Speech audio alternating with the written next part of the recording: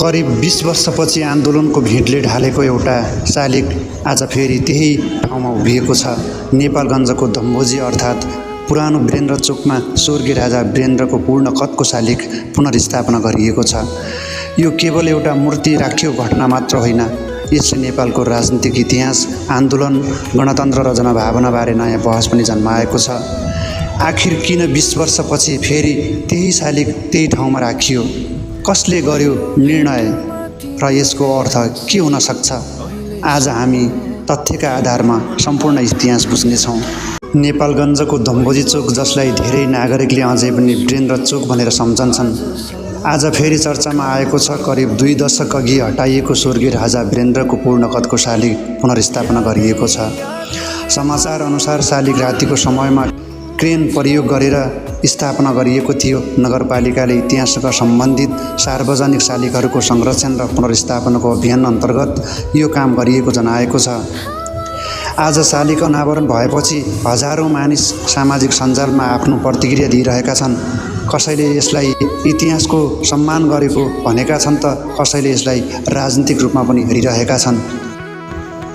राजा वीरेन्द्र वीरविक्रम शाहदेवको जन्म विक्रम सम्वत 2002 साल पुष 14 गते भएको थियो। सन् 1972 राजा महेन्द्रको निधनपछि उनी नेपालको राजा बनेका हुन्। उनको शासनकाल लगभग 29 वर्ष रह्यो। धेरै नेपालीले उनलाई शान्त, सरल र जनताको भावना बुझ्ने शासकका रूपमा सम्झिरहन्छन्। विक्रम सम्वत 2046 सालको जनआन्दोलनपछि बहुदलीय प्रजातन्त्र पुनर्स्थापना गर्ने निर्णयमा उनले महत्त्वपूर्ण भूमिका खेलेका थिए। त्यसपछि संवैधानिक राजतन्त्रको व्यवस्था लागू भएको थियो। उनले नेपाललाई शान्ति क्षेत्र घोषणा गर्ने प्रस्ताव पनि विश्व सामु राखेका थिए, जसले अन्तर्राष्ट्रिय स्तरमा निकै चर्चा पाएको थियो। विक्रम सम्वत 2058 साल जेठ 19 गते नेपालको इतिहासमा सबैभन्दा दुःखद दिन बन्यो। नारायण हिटी राजदरबारभित्र भएको दरबार हत्याकाण्डमा राजा वीरेन्द्र, रानी ऐश्वर्य, राजपरिवारका अन्य सदस्यहरूको पनि दुःखद निधन भयो। यस घटनापछि राजा ज्ञानेन्द्र वीरविक्रम शाहदेव नेपालको राजा बने। दरबार हत्याकाण्डबारे विभिन्न बहस र प्रश्नहरू वर्षौँदेखि भइरहेका छन्, तर आधिकारिक छानबिन र प्रतिवेदन आफ्नो ठाउँमा रहेको छ र त्यसबाहेकका दाबीहरू पुष्टि भएका तथ्यहरूका रूपमा लिन मिल्दैन। विक्रम सम्वत 2062-63 सालको दोस्रो जनआन्दोलनपछि नेपालमा ठूलो राजनीतिक परिवर्तन भयो।